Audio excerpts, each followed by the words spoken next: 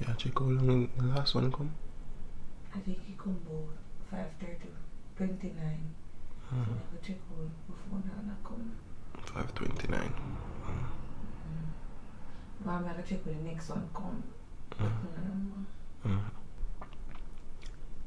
She feel some contraction from like after 4 you said it. Now 5:32.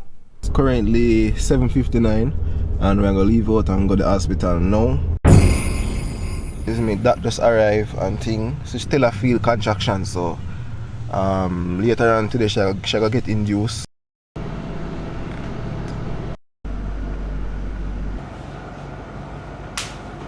Nail squad, it has been a night, yo.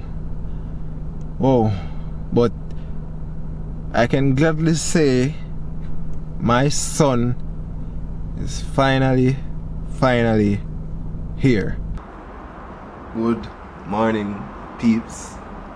As you guys can tell already, my son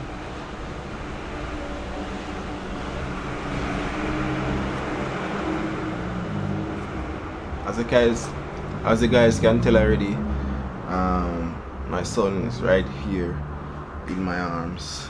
Finally. Alright, Papa. Finally.